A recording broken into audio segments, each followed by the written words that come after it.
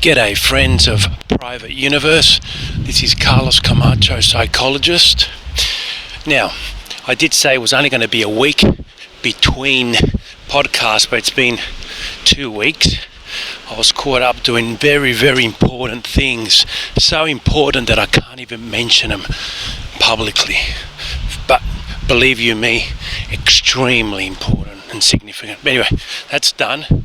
And now we're just going to continue with our creativity chat that we had last time. It was in the car. You could hear my navigator going off. I was actually going to Sydney Uni for a chat about creativity. So I was getting my thoughts ready, and I thought I would share my brainstorming exercise with you. I got a lot of feedback, really good feedback and comments regarding that episode. People tend to like these informal type chats because when podcasts started, they were a little bit informal. Then people started becoming a lot more successful with their podcasting, so they bought mics, and some even went into studios, and they sound absolutely brilliant. Doesn't mean the content is good though, and obviously they people that are doing that are making a good living out of it. And now it's gone the other way. What I can see, I listen to a lot of podcasts, and a lot of people now that are creating podcasts are doing a little bit more informal again. It's more like a chat with a friend, and so therefore I'm going for a little walk, and I thought this next one is going to be informal as well, just to follow up on that creativity chat.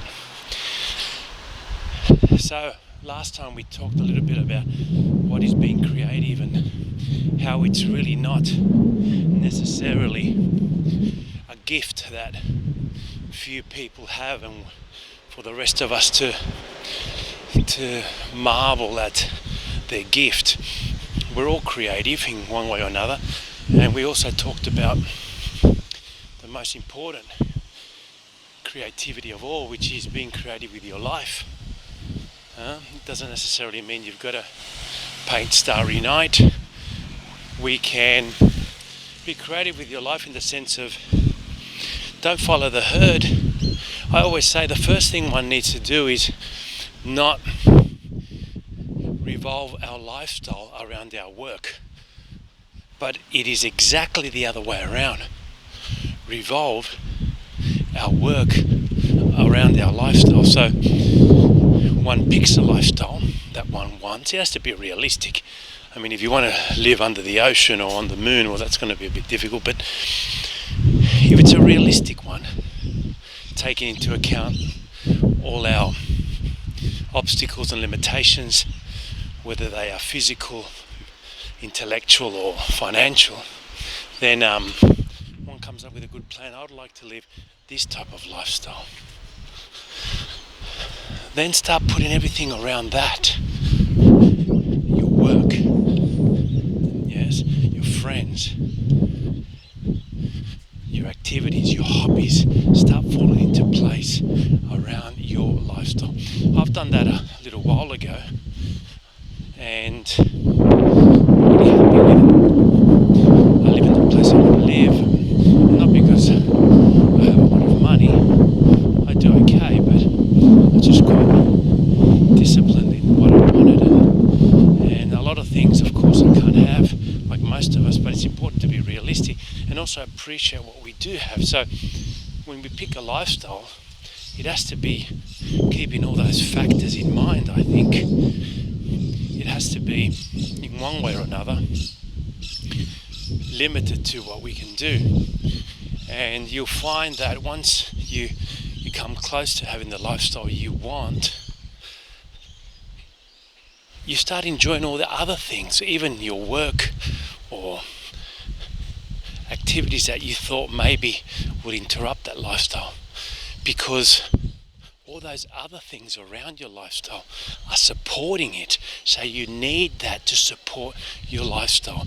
And it's exactly the other way around to what most people do, to what we're all in a way, exposed to. We all grow up with this way of living our life where you've got to finish school, you've got to work, and you buy a house, and you keep working and so forth. And when you can, you have your lifestyle, maybe 2 weeks, a year or 4 weeks when you go away and so forth.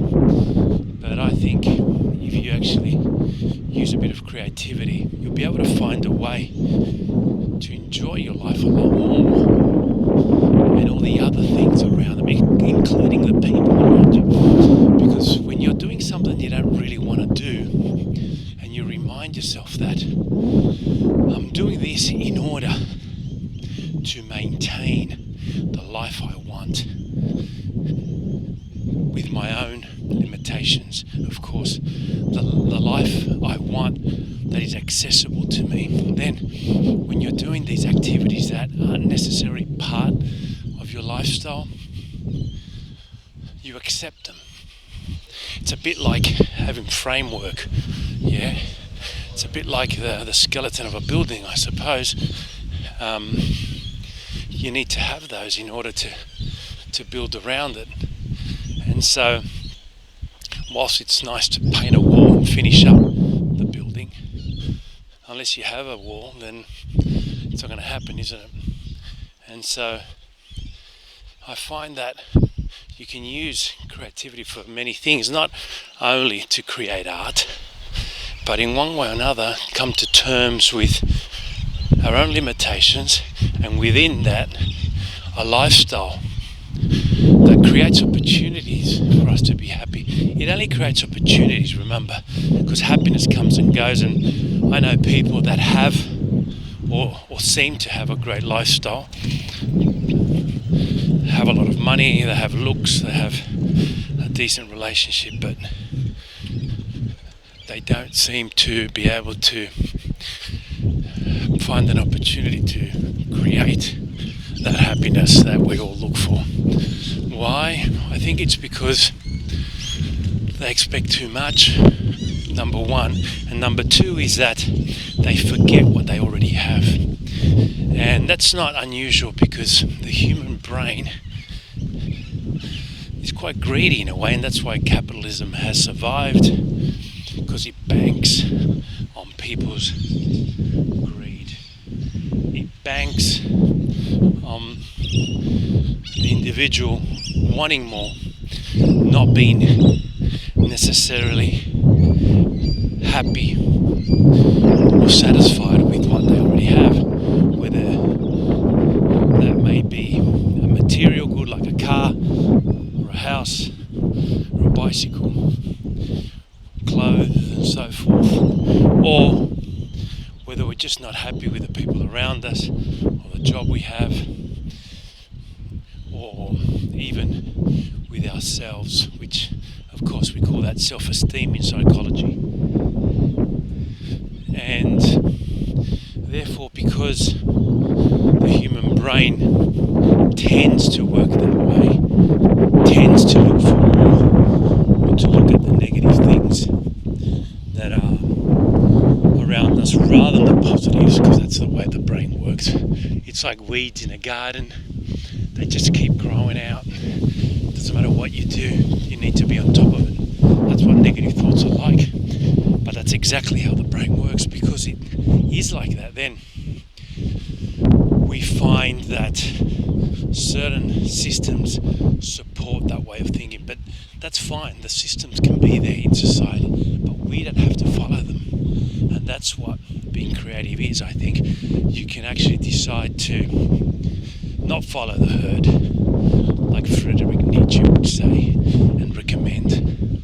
Sometimes we have to, of course, or else, you can't live in a society that you do everything the opposite, of course. But in the more existential manners and notions, we can decide to make our own way.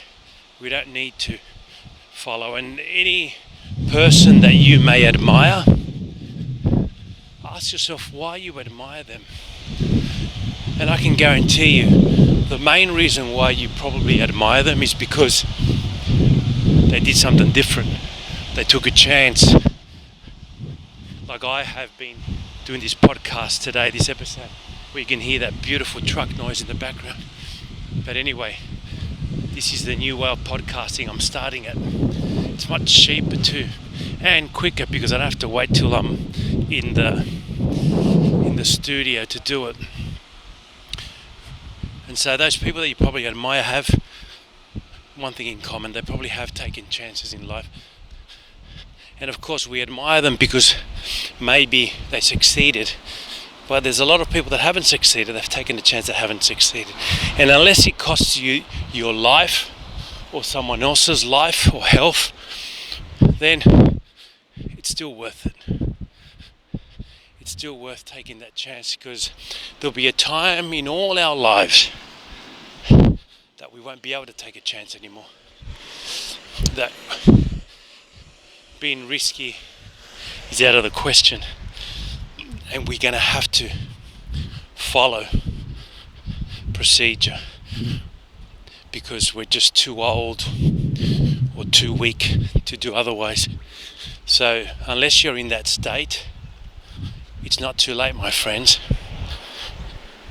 Try to sit down on your own without any telephones or technology or music or nothing, just you and your brain, just you and your mind, and think of exactly what type of lifestyle you would want. Keep it realistic and pragmatic. Once you have it, write it down, then see what you can do about it. See all the other factors that you need to change to get to that. See if you can do that. I bet you can. Anyway, I think I'm going to leave it at that for today. The next podcast is going to be a little chat I've had with someone regarding some very interesting things, and it's going to be a little bit better produced. Alright, my friends of Private Universe, this is Carlos Camacho Psychologist bidding farewell for now, of course, and remember, existence is marvelous.